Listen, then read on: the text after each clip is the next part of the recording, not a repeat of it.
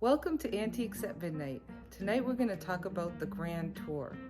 What's a Grand Tour, you ask? Well, if you were a rich gentleman from a noble family in the 17, 18, 1900s, you would go on an extended trip throughout Europe. Now, these trips usually took place when you were coming of age, which was typically around the age of 21.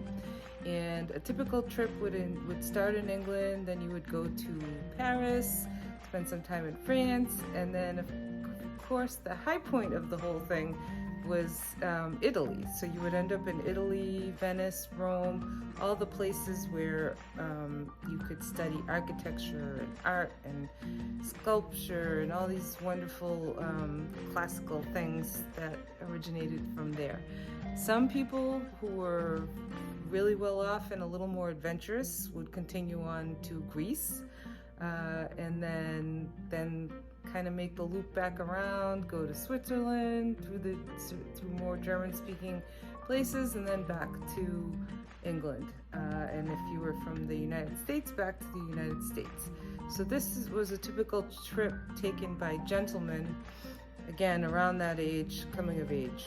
Later on in the late 1900s, early 20th century, the Grand Tour kind of expanded and started including young ladies as well. And eventually people of all ages would go on a Grand Tour. And typically when they go on this Grand Tour, they'd get these wonderful little trinkets that they bring back, kind of like the modern day t-shirt, right? So today we get the t-shirts that say my aunt went to Florida and all I got was this lousy t-shirt. And back in the 19th century, they'd get something else, right? So let's go take a look. Let's go take a look and see what kind of stuff they would bring back.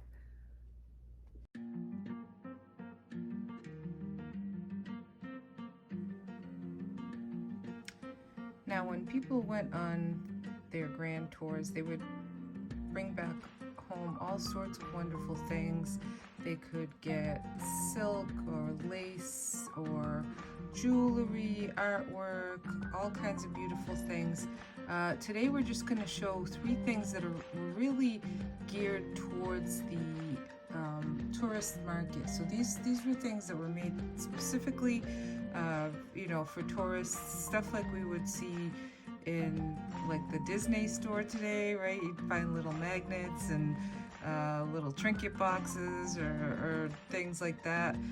These were sort of typical items that were geared specifically for the tourist trade, and you'll see what I mean in a second when we kind of zero in on these three very interesting little pieces. Again, almost anything could be brought back from your grand tour that would help you to remember the trip that you had just had, but these were specifically made for tourists to bring back as souvenirs, to give as gifts, or just for a remembrance for their trip. So we're going to just take a little bit of a closer look on three pieces that I have selected here for us.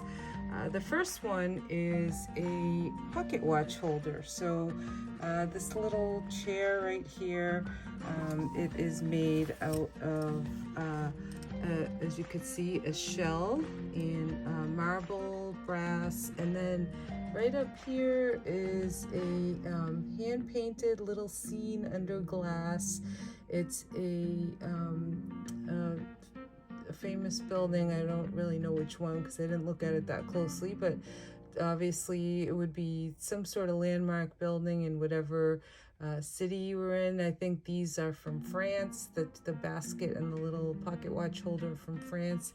And this would just sit on your desk and you would hang your pocket watch from there and maybe put some other little maybe cufflinks or rings or whatever you had inside this little thing. So just a useful little gift that you could either use for yourself or bring back as a souvenir for one of your loved ones. And keeping in that same vein, we have this wire basket, and this one Has all sorts of scenes from famous landmarks in France. This one, as you can see, does have some damage. There's a bit of paint loss going on underneath some of these scenes, and some of them are intact, but there is some paint loss going on. But overall, it's still in very remarkable condition. You know, again, these particular items that I'm showing to you right now, they weren't really made to, you know, last forever. They were really geared towards the tourist trade, really for this sort of grand tour, touring crowd, and so, you know, it's like really the equivalent of, like I said before, like a, you know, like a magnet or something like that you would just kind of buy cheaply, and maybe not meant to last forever, although these have held up pretty good considering that they have survived over 100 years, probably close to 150 years now. And this is a little wire basket. It does open up and you can put your stuff inside. I don't know if I can get it open here with one hand. Oh, there we go. Here you see your basket. And then this piece here is what is known as a lava cameo. And again, these were very popular in Italy.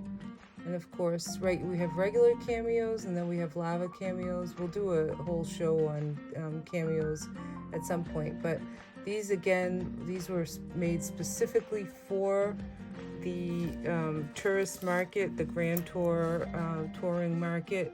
And these, again, are what's known as a lava cameo, made from lava, and something you would pick up in Italy. And again, there'd be like no end to the kinds of stuff you could bring back on your trip. You could bring back some Murano glass, some beautiful Italian glass, or Venetian glass, I should say, and you could bring back all kinds of fashions, the European fashions, artwork, and all of that wonderful stuff.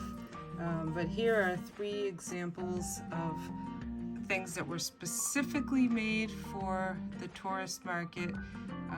So like the, again, modern day equivalent is like if you went to the store at the beach, you know, that had all these little trinkets that you could buy. Today everything's made out of plastic, so these kind of look a lot fancier than the stuff we have today, but in reality these are pretty much like the equivalent of you know, of tourist souvenirs for the late 19th century, right? So that's it. That's our our little mini grand tour, and we'll probably do some more stuff as we come across it. But I thought these 3 things were pretty cool, and wanted to share them with you guys. All right. Well, have a great night, and we'll see you soon.